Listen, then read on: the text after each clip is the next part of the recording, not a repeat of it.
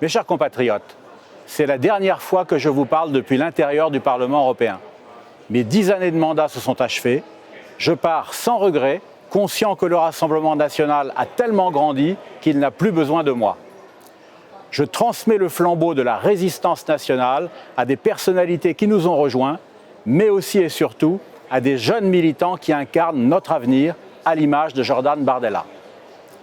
Quand vous m'avez élu pour la première fois, c'était en 2014 dans la circonscription Ouest, qui regroupait la Bretagne, les Pays de la Loire et le Poitou-Charentes. J'étais tête de liste et plus de 500 000 électeurs m'avaient accordé leur confiance. Cette confiance, je me suis efforcé de la mériter chaque jour depuis 10 ans. J'ai utilisé mes compétences de juriste pour examiner personnellement chacun des nombreux dossiers que j'ai eu à connaître au sein de la Commission des affaires juridiques.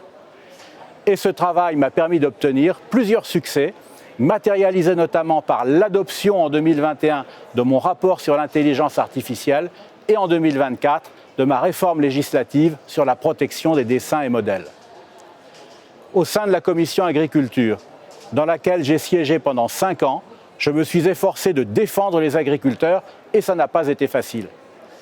Mais mes efforts ont été remarqués par plusieurs syndicats agricoles qui ont pris contact avec moi, signe que mon travail n'a pas été vain. Sur le plan idéologique, j'ai lutté de toutes mes forces pour imposer à notre parti une ligne dure face à la politique de submersion migratoire de l'Union européenne. J'ai notamment refusé de voter pour l'accroissement des pouvoirs de l'agence Frontex, tant que celle-ci se comporte en hôtesse d'accueil des migrants. J'ai également voté contre l'intégralité du pacte migratoire européen, par principe. En ces circonstances, j'ai désobéi aux consignes plus modérées du parti. Je l'assume totalement.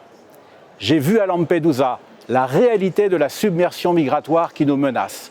J'estime que face à un tel péril, nous n'avons pas le droit d'être faibles, ni même tièdes. Je souhaite pour terminer vous remercier tous pour le soutien sans faille que vous m'avez apporté pendant ces 10 années. Les nombreuses rencontres que j'ai effectuées lors de mes tournées dans l'Ouest resteront parmi les meilleurs souvenirs de ma vie. Et bien entendu, je ne peux pas conclure sans remercier Marine Le Pen de sa confiance. C'est elle qui m'a chargé de conduire notre liste en 2014. Elle qui m'a fait l'honneur de me nommer chef de la délégation du Front National au Parlement européen. Elle encore qui m'a permis de l'accompagner lors de ses 3 campagnes présidentielles. Marine Le Pen est une femme d'État. C'est à l'heure actuelle la seule personne qui soit en capacité de redresser notre cher pays. Je souhaite ardemment qu'elle accède à la présidence de la République et place en elle tous mes espoirs. Vive Marine Le Pen, vive le Rassemblement national, vive la France!